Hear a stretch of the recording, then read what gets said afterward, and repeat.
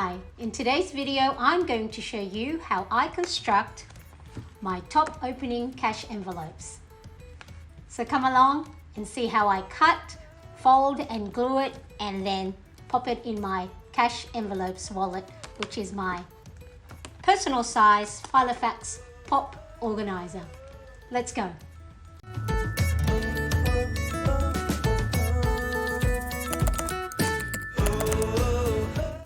Hi, welcome to my channel. My name is Marianne. If you're new here, thank you so much for stopping by.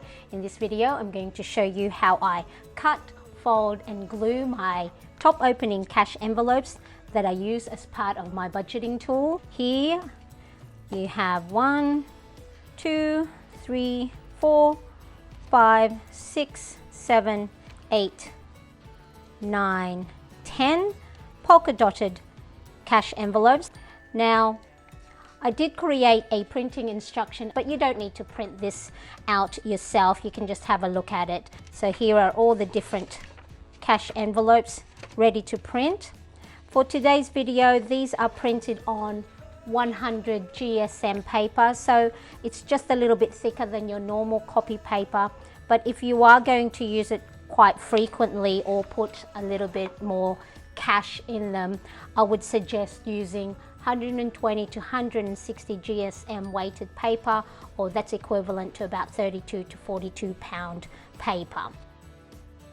On here, I tell you where to cut it. So cut it around the edges. There's, I don't know if you can see it on there, but on the printout, you'll see a very faint gray line down here, and down here where, let me see if you can see, where you would fold. Can you see it on there? Where is it? I can't even spot it. So there, that's where you will fold it, and then on the tabs, so here where I've marked in yellow is where you would glue it to hold the envelopes together. This is an A4 size paper, so on your print setting, make it fit to paper, and if you have letter size paper, print it, customize it at 140% for it to be the correct size that fits a personal size ring, planner or organizer. And if you're using different size planners and you want it at different size, you can play around with the customized percentages. But if you're using A4 or letter, I've got you covered here on what scale to print it at. Let's just put this one aside. Let's take one of our printed cash envelopes.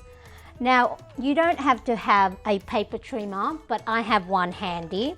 I homeschool my youngest son. I'm just going to zoom out. So a paper trimmer is handy for me to cut up all our worksheets and printables, but you don't have to have one. You can just use scissors, or I know some people might have the paper guillotine. So whatever you have handy, it just makes it easier for me to use the paper trimmer. So you just cut around the edges.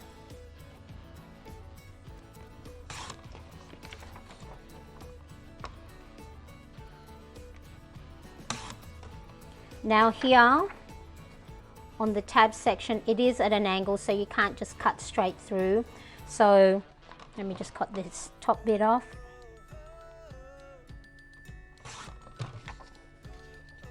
And I might just cut up to there with my paper trimmer and the rest cut manually.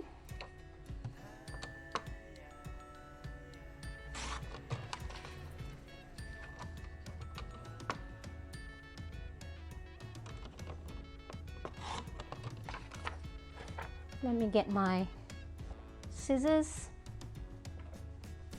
Okay, and then I'll just cut manually the edges of the tab and up to that point.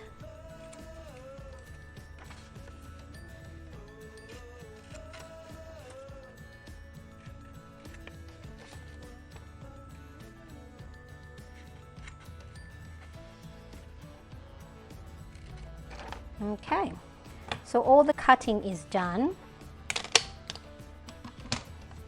and the next part is to fold or score at these lines. So you can either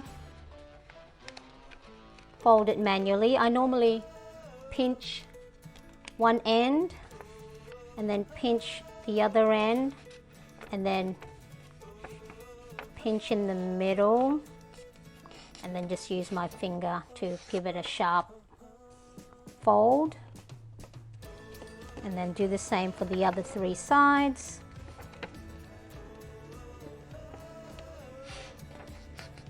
Now if you're like me and lucky enough to have a scoring board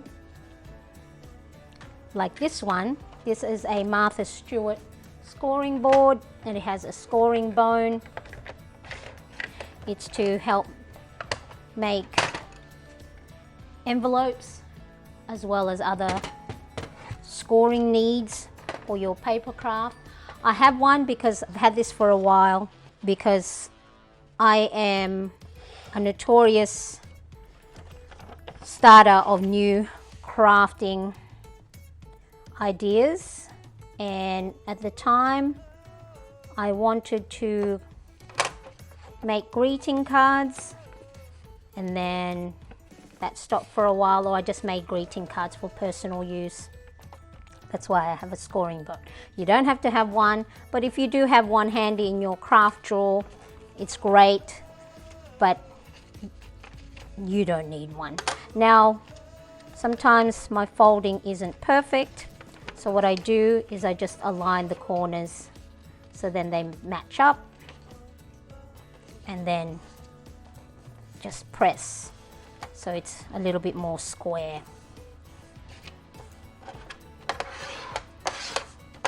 Okay, there we go. So that's the envelope all done.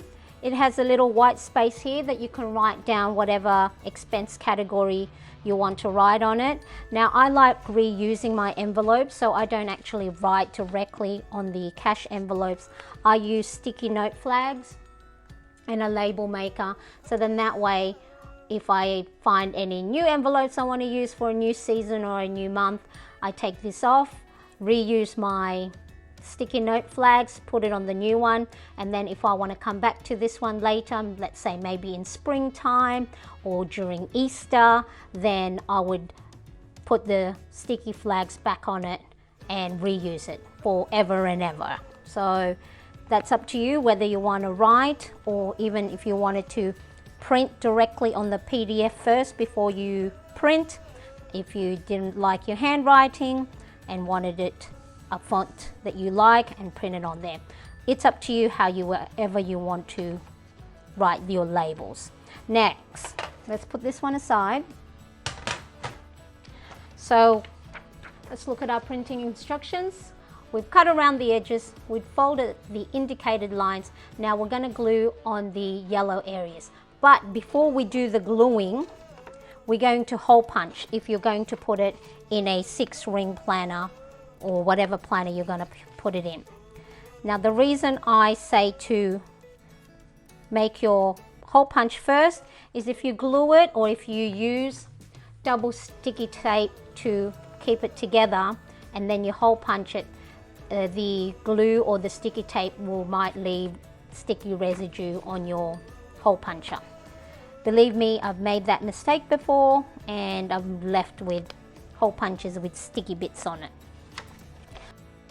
Now again, I like to have the right tools. I save up for this one. I've been looking at it for a while. I did use a single hole puncher for a very long time, but I've invested in a 6-hole puncher, and then this one is a We Are Memory Keepers, I think, and it can hole punch A5, personal, pocket, mini, A6, agenda, and desk fax. I'm not sure of the agenda or desk fax dimensions, but it's a can hole punch different ones. I'm putting in my personal planner, so I'll put this bit here into personal. I don't know if you can see that. So this is the paper guide, and that's where you will put the edge of your whatever you're hole punching, so then it punches the holes in the correct spot. And then these little doodly bits here, you would put it in personal size, which is that one there, personal size. If you don't put it at the correct position, then your holes will be up here, which might be for the A5, or your holes might be closer together. So I would keep it close like that and then punch away. Now, if of course not everyone has the luxury of having a 6-hole puncher like me for a long time, what I would do is I will hole punch manually.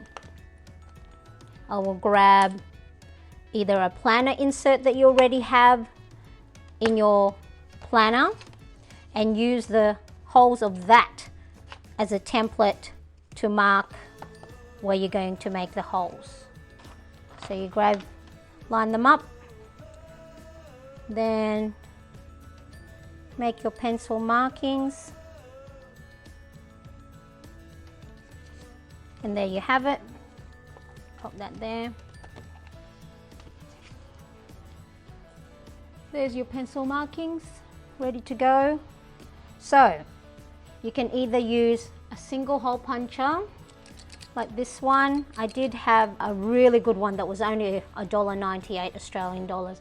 I'll pop a picture of it here because I want to buy one, because that was just amazing. It did punch quite a few pages together, but I made a mistake making it punch through several thickness of laminated sheets and it just broke. But for $1.98, it lasted for a long time, and just don't do what I did and hole punch really thick stuff.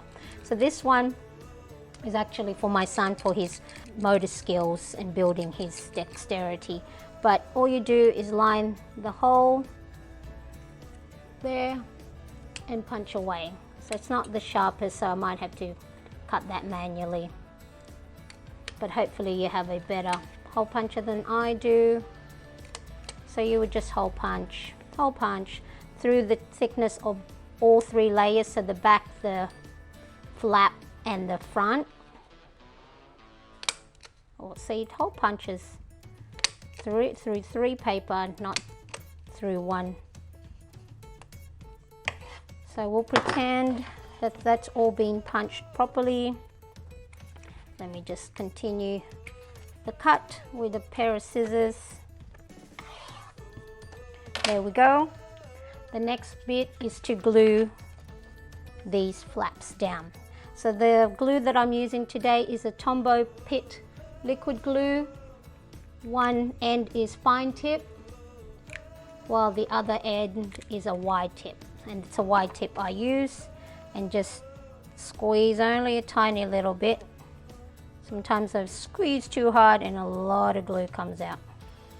So you just, or you can use double-sided sticky tape as well. I've used double-sided sticky tape in the past and they hold well. So it just really depends on how much cash you'll be putting in your cash envelopes, that you want a really good adhesive to keep everything together. So let me just line that up a little bit better. There you go.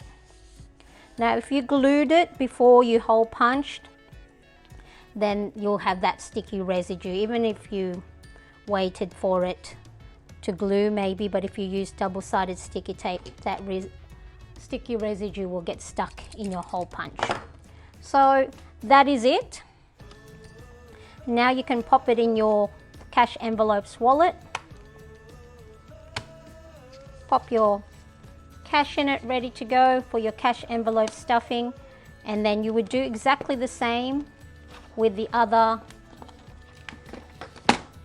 9 envelopes. So you have this periwinkle, light blue, green, teal blue or dark blue, baby pink, burnt orange, yellow, teal or aqua, and hot pink. Do exactly the same for all 9. Cut around the edges, fold at the grey line, 1, 2, 3. Before you glue, hole punch your envelope glued together and ready to go in your cash envelopes wallet. So to get this printable, go to mariannecresp.com. I'll have all the details in the description below. Thank you so much for watching. I do appreciate you stopping by and watching my videos.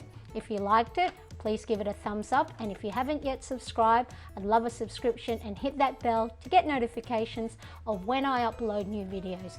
Thank you. You have a great day, and I'll see you again next time. Bye.